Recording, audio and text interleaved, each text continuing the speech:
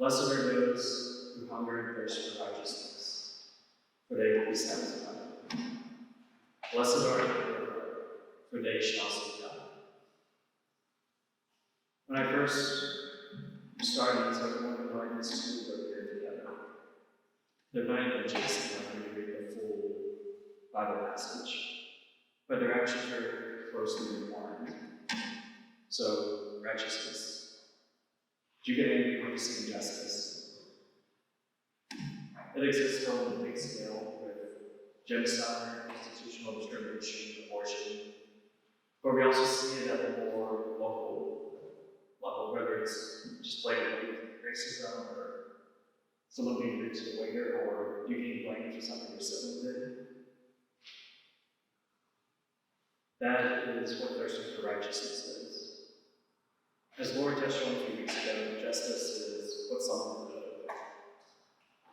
As children of God, we all have an inherent dignity. And it's an injustice whenever someone deprives us of that. With racism, sexism, bigotry, and all the other forms of discrimination, we're reducing people to their accidentals, to these other segregated traits. And when those are used to elevate or cover someone above or below anyone else. When we steal or vandalize or affect people's agency, we're taking from them the gifts that God gave them to either help themselves or family or others.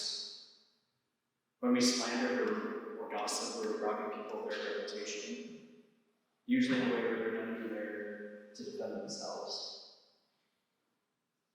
So with all this injustice in the world, the might right, it's very easy to become weary. And it's very tempting just to slip into apathy. In fact, it might seem like the only way to retain our sanity. But that's not what we're called to do. God gave us this burning desire to drive us to do something about it. It should push us to help and defend those who need it. But it also needs to make us introspective. We need to be looking inside and think about what am I? How am I hurting others? How am I hurting my community? And then conversely, how am I helping to build the kingdom of God instead? Or how can I? So we require not only an exterior righteousness, but an interior one as well. You can't have one without the other. They're intrinsically tied.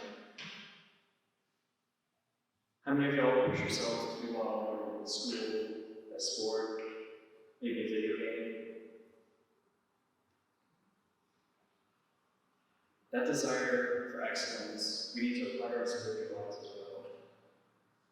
It's not a secondary task that we just run in the background.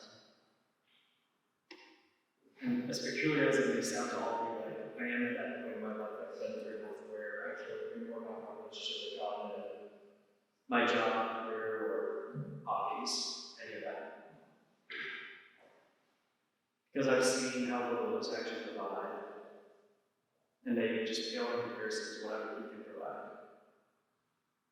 I finished a book recently, and there was a very odd conversation between St. Matthew and the devil, Job. And they're talking about the fate of a particular character, and they determine he doesn't deserve the light, he deserves peace. Does that seem odd, maybe?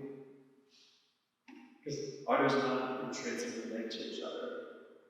Like no amount of peace in the world is going to compare to the peace Jesus can give us. St. Augustine actually said it best when he said all others are restless until they rest in him. And the best part is Jesus says this will happen. If we have that burning desire, that thirst for God, we will be satisfied. And that iron focus is a sign of a pure heart. When we hear purity, we probably think in relation to chastity as sex. And that's definitely a part of it, but it's way more than that. A pure or clean heart is not contaminated by lust, greed, envy, bitterness. So why can we purify some God? Why is that their thing? Well, it's twofold. So imagine smog in the sky that's blotting out the sun. The more of it you clear away, the easier it is to see the sun. Likewise, the more we clear away the junk in our minds, the easier it is to see God. But secondly, the more we take out, the more we see the world as He sees it, which includes seeing our brothers and sisters the way God sees them. What does He see? In every one of us, He sees a unique, beautiful creation, made in His image. When we look at them, we should see the image of God. Whereas focusing on lust for a moment, lust is not just sexual desire, because that's not bad. Lust is when we only see people as objects, and it drives us to use others for our own pleasure. And there are plenty of other reasons we exploit people for: money, fame, success. None of those are bad enough in themselves, but they are when we prioritize that over someone's dignity. And likewise, we will be miserable if those become our focus, our drive in life. You know, I know we say this all the time, but the only thing that is going to satisfy us is God. And to get to Him, we have to make everything else secondary. And we have to shift our way of thinking and the way we view the world. Again, we really have to purify ourselves of all the junk, all the clutter. And so to end, I want to give you two things for you to think about. What priority do you give to your spiritual life? And two, think about the people you interact with daily, whether it's family members, whether it's your fellow students or your sports team members. What is preventing you from seeing them as God sees them? What is preventing you from seeing God